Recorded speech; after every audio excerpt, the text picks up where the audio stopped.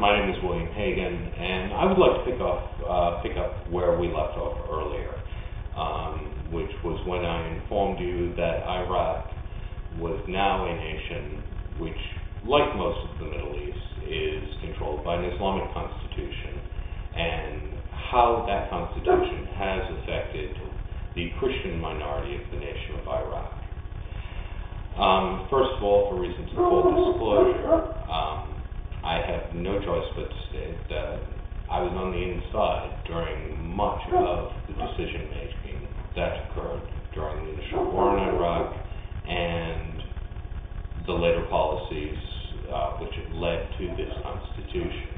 Some of these things I can't discuss due to the fact that I served as communications director for Congressman Matt Collins, who served on a committee known as the House Subcommittee on Intelligence. This is a closed committee, and it's also a position which allowed me access to the Bush administration as a speechwriter. And in 2006, when we left office, people in the administration, President Bush, Paul Rove, and so on, were kind enough to offer me approximately 6 different positions within the White House, all of which I turned down. Mainly because of the topic we're going to discuss this evening, which is nation building in Iraq. The major failure that occurred in the Bush policy towards Iraq was that of how to properly build a democratic Iraq. We have successfully, as a nation, built a democratic society in the wake of World War II. And the nation we look to is Germany. Now, I've spent approximately half of my adult life in Europe. 8 years of that was spent in Yugoslavia, during some of the worst ethnic and religious bloodshed that the world has ever seen.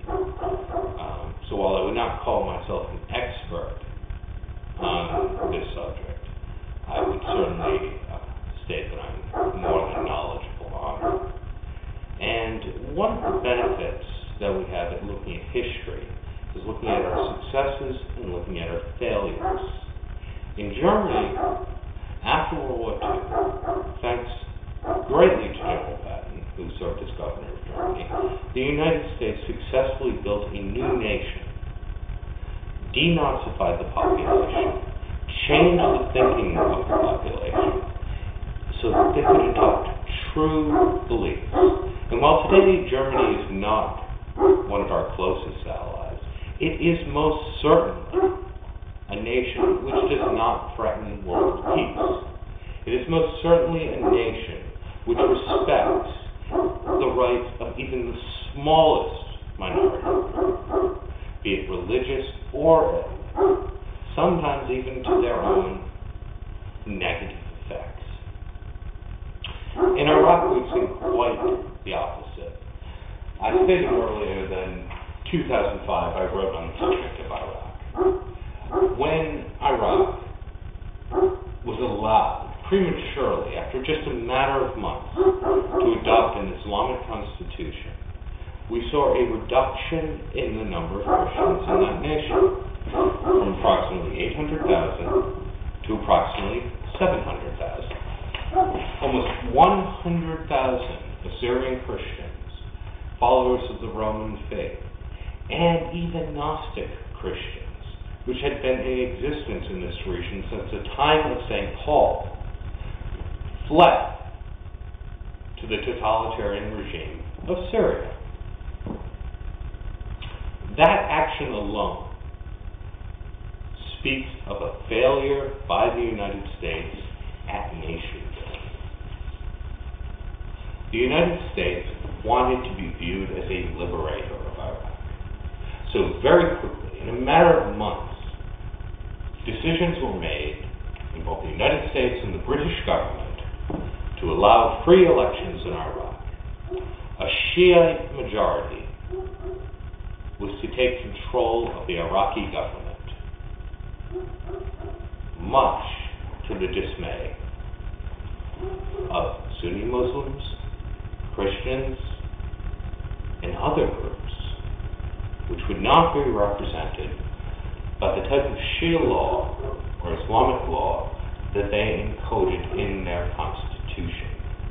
The United States took no time to make an analysis of the situation in Iraq, which was simple enough to do. Iraq was not ready for democracy. Iraq had no respect for minority viewpoints. It did not value them. And by turning the government over to Shia Muslims, we have seen an Iraqi constitution which statistically is proven to have driven Christians out of a supposedly free regime to a totalitarian regime. This is a failure of nation building.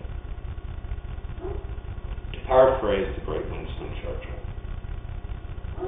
democracy is not the best system of government we have, but it's the only system that we know to work. Our failure in Iraq is a complete and utter failure to educate and institute values into a people that we have conquered so that they respect the rights of even the smallest minority in their nation. This can only lead to tragedy.